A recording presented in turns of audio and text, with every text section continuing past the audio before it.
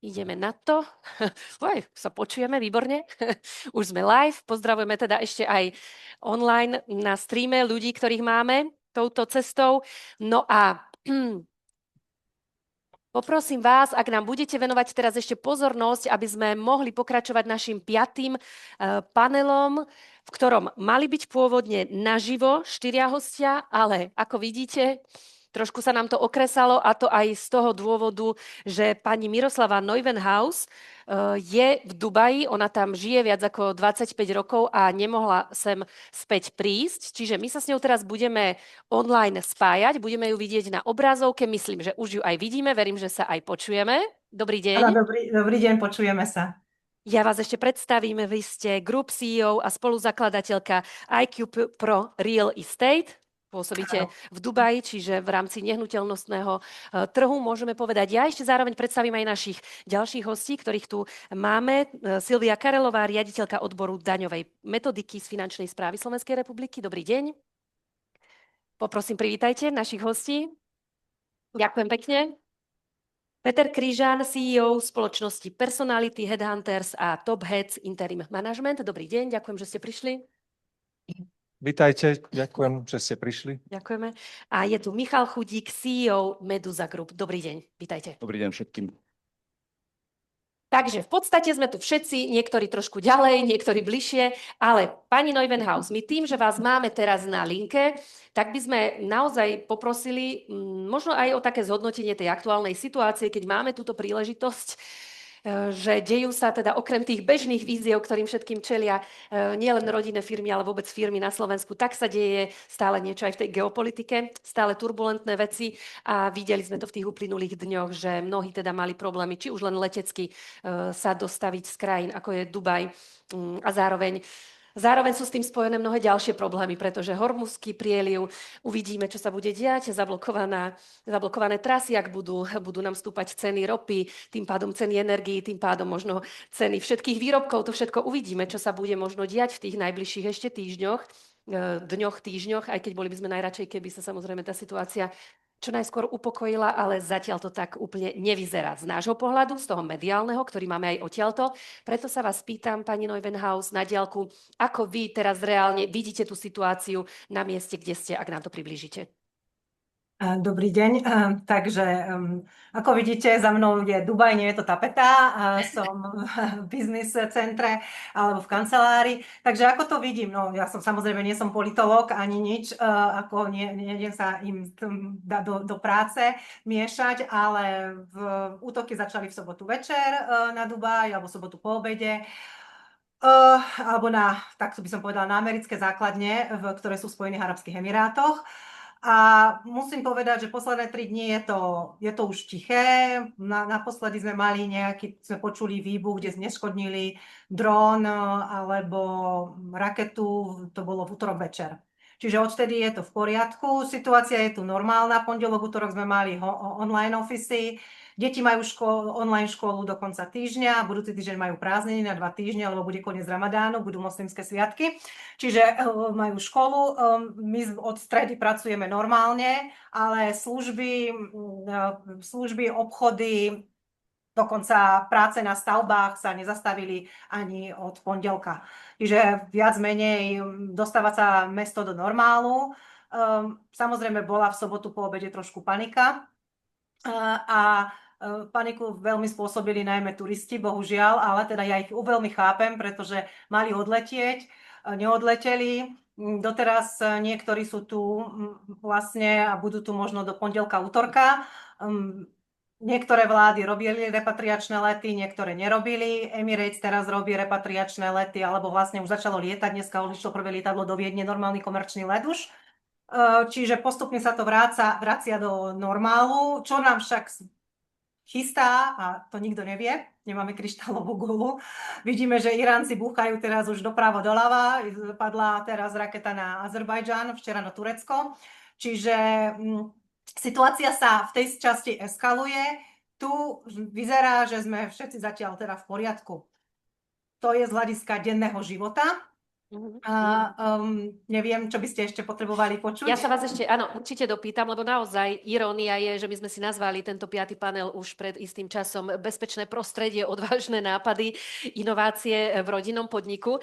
Čiže hovoríme, že to bezpečné prostredie je to v súčasnosti možno na vážkach. Na druhej strane vy stále vnímate Dubaj ako bezpečné miesto, aspoň to, čo som s vami rozprávala sa pred prípravou na túto konferenciu. Zároveň, ako hovoríme, je to iná situácia, že vy tam skutočne roky žijete a venujete sa tomu realitnému trhu. Preto sa možno ešte dostanem k nejakým veciam, ako naozaj tam sa život, dá sa povedať, v rámci toho realitného trhu úplne nezastavil. Ako ste mi spomínali v pondelok, koľko transakcií sa vlastne urobilo. Približte nám úplne len tú situáciu, možno čo pokračuje, čo sa možno zastavilo, pričom sú opatrnejší podnikatelia V celkovo. podstate zastavil sa samozrejme vplyv momentálne európskych investorov, tých menších alebo tých začínajúcich investorov. To sa pozastavilo samozrejme, čo chápem, každý čaká na situáciu. Samozrejme veľkí investori a moji klienti, ktorí sú so mnou vyše 20 rokov, mi píšu SMS-ky alebo WhatsApp správy, máš niečo v distress sale, čiže v zlave a tak ďalej. Čiže tí veľkí investori vidia teraz príležitosť, že veľa tých menších alebo začínajúcich investorov sa zlakne a začne predávať, bude to musieť predávať pod cenu a tým pádom sú tu tí väčší investori. Ako som vlastne aj spomínala vám včera, že vlastne investori sú tu, nie sú to len európski alebo českí a slovenskí investori, ako by ste z tých bulvárov asi pocítili, ale najväčší investori je tu India, Rusko, Čína, arabské svety. Veľa z týchto ľudí vyrastali už vo vojne, veľa mojich biznis partnerov a klientov vyrastali vo vojne, čiže vedia, čo to je a vlastne, ako by som povedala, bohužiaľ sú zvyknutí na takúto situáciu a vďaka Bohu sme stále ešte veľmi v bezpečí, ako napríklad Libanon, Irán, Irak a tak ďalej. Čiže tie, ako by som povedala, transakcie na Dubai Land Departmente sa nezastavili, pretože ľudia z iných častí zemi tu stále fungujú, stále kupujú. Samozrejme my napríklad, keby som ja si chcela kúpiť nehnuteľnosť, tak samozrejme budem sa teraz pozerať tiež po nejakom distress deale. Čiže tieto tu fungujú, tieto veci. Ale ako som povedala, pozastavilo sa trošku, každý jeden klient, ktorý bol v čase kúpe, povedal, že počká na situáciu, čo sa samozrejme veľmi chápem.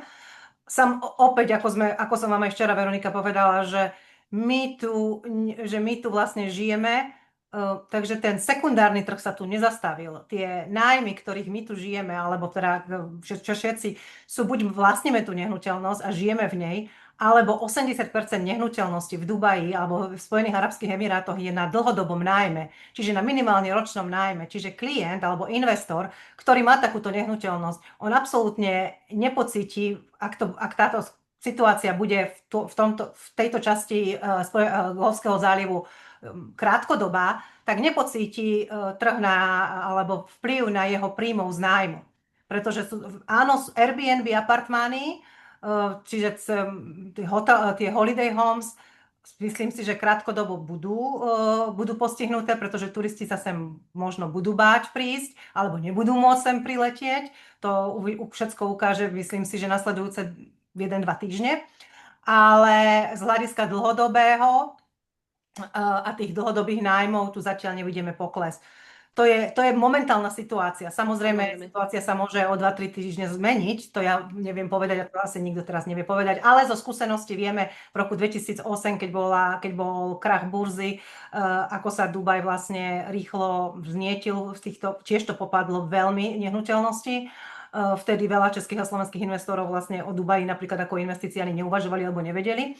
A vlastne tedy predávala nehnuteľnosti po cenu, ktorá teraz má 3-krát väčšiu hodnotu. Samozrejme, nemôžem to porovnávať, pretože to bol krach burzy, toto je geopolitická situácia, je to niečo trošku iné, ale ako veľkí správni investori, ja ich nazývam žraloci týchto mojich klientov, idú teraz po takýchto díloch, kde ľudia spanikária, čo ja stále hovorím, nepanikárte, počkajte, ktorí spanikária a chcú niečo predať a aj po cenu. Ja každým mojim klientom, ako musím povedať, že za tých mojich toľko rokov, čo mám klientov, aj moje kolegyne, ktoré pracujú tu v tíme, majú klientov, tak zatiaľ jedna z našich klientiek povedala, že chce odstúpiť od zmluvy.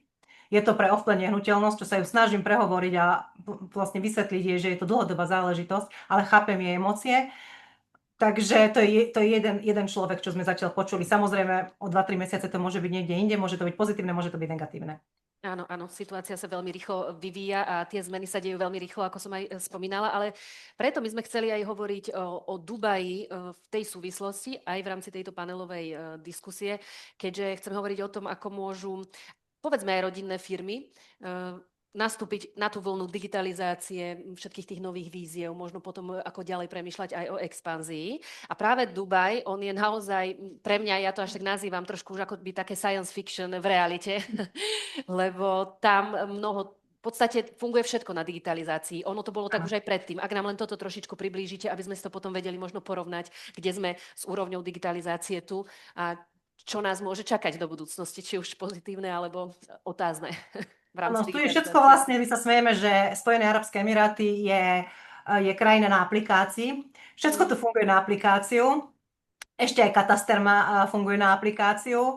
Čiže všetky zmluvy sa tu robia cez aplikáciu. Každého napríklad Dubai Land Department, čo je kataster, má svoju aplikáciu, Dubai Police má svoju aplikáciu. Tam si ja viem predĺžiť vodičák, zaplatiť pokuty, zaplatiť parkovanie. Všetko je v jednej aplikácii, čiže vlastne aj výpis z registra trestov si môžem požiadať.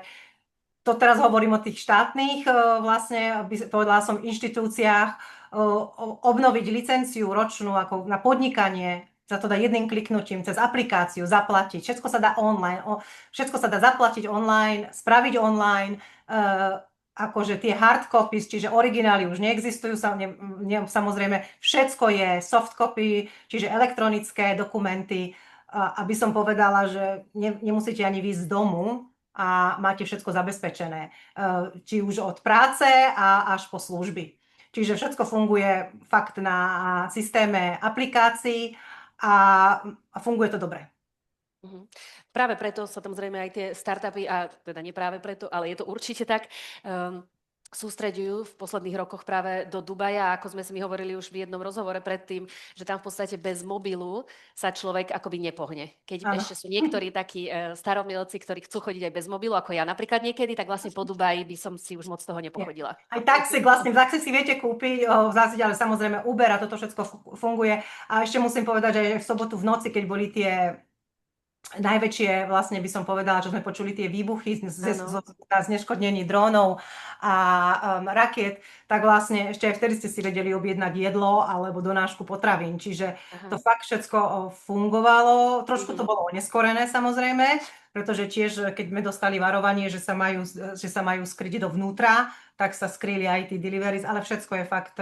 Čiže zjednoduší to a zrýchli to život. A veľmi to zjednoduší život aj podnikateľa. Ja vlastne ako spolumajiteľka pár firiem tu v Dubaji by som sa už bez aplikácie a bez elektronickej veci neobyšla. Musím vám povedať, že vlastne čo som pred 15 rokmi robila a chodila som na všetky tie inštitúcie, keď viete, že v arabskom svete sú všetci vtedy boli trošku spomalení, no tak teraz to, čo mi trvalo vybaviť 4-5 dní, teraz vybavím za 5 minút cez elektronickou aplikáciou. Čiže trošku... Ja by som ešte chcela, môžem? Neviem, áno, nech sa páči, skúsme teraz. Dobrý deň, takže vlastne ohľadom, vlastne by som povedala, daňového úradu, tak vlastne aj tu máme 9% corporate tax, čiže daň z podnikania a 5% DPH, takže áno, aj všetko ide cez aplikáciu a platí a robíme to tu tiež. E-faktúru, to som len chcela napovedať, že e-faktúry aj tu od roku 2027 budú povinné. Čiže asi myslím, že celý svet ide na to, alebo centrálna banka, alebo vlastne to chcú všetko dať do jednej veci. Čiže pripravujeme my už, vlastne naši účtovníci tu tiež pripravujú e-faktúry, systém a vlastne všetko pôjde už 100% elektronicky, pretože tu veľmi dobre viete, že vlastne tá 5% DPH je tu len 2 roky a 9% corporate tax je len pre firmy, ktoré majú cca zisk nad $100,000 ročne, čiže to tu už tiež funguje, čo predtým, alebo veľa ľudí si myslí, že v Emirátoch je bezdaňový cik, tak to nie je bezdaňový. Ale vlastne by som povedala, je to len na tých $100,000 ročne sa platí 9% na korporátne daň. Tak ešte áno, som. Ste tu, výborne. Tam sa za vami už aj zotmelo. Takže nie je to tapeta, máme to potvrdené aj ako dôkaz, ale Mirka, ešte naozaj, možno aj vaše také odporúčanie. Vy síce pôsobíte v realitnom trhu, ale zároveň, ako sme povedali, veľmi využívate aj vzhľadom na to, že ide o Dubaj, veľmi digitalizovaný, mnohé teda tie modernizované procesy, nové technológie. Čo by ste odporúčali aj z toho, ako poznáte zase na druhú stranu slovenské firmy, možno čo skutočne vám pomohlo, ako nabehnúť na tú, zase na tú vlnu aj tej digitalizácie väčšej, alebo záverečné odporúčanie od vás? Mať veľmi dobrý CRM systém firemný, buď vlastný alebo zakúpený, najlepšie je vlastný. To veľmi dobre pomohlo všetkým nám. CRM systém, ktorý je napojený či už na finančnú, čiže na accounting, alebo na customer service, alebo vlastne aj na property. My máme napríklad aj správu nehnuteľnosti, takže aj na property management. Čiže to je najdôležitejšie gro celej firmy. To ušetrí veľmi veľa administratívnej síly. Ďakujem aj za tieto A slova. môžem ešte otázku na Peťa Križana? Prosím, Áno. Poďte do toho, ďaleko. máte možnosť. Ja potom napíšem WhatsApp, ale posielate alebo máte aj klientov v Dubaji na interim management? Áno, vieme to zabezpečiť. Máme tam jedného partnera aj pre Saudsku, že posielame odtedy to Tak ľudí. ja napíšem. Ďakujem. Vidíte, takto sa to robí v praxi a už sa spojíte. Ďakujem veľmi pekne, že sme sa s vami mohli spojiť. Prajme vám, aby teda naozaj sa najmä tie ďalšie dni, aby sa situácia upokojila, aby ste naďalej boli vy bezpečí tam. Zároveň, ako hovoríme, ten svet je celkovo rozbúrený, takže prajme si, aby sa celkovo, kde sa nachádzame, aby to bolo viac bezpečné. Držte sa a ďakujeme. Pekne, majte sa, dovidenia. Ďakujeme, že ste sa pripojili. Ďakujeme pekne. No a ja sa chcem rovnako poďakovať aj mojim hosťom, ktorí tu boli naživo. Ďakujem veľmi pekne. Silvia Karelová, riaditeľka odboru daňovej metodiky z Finančnej správy Slovenskej republiky. Ďakujem, dovidenia.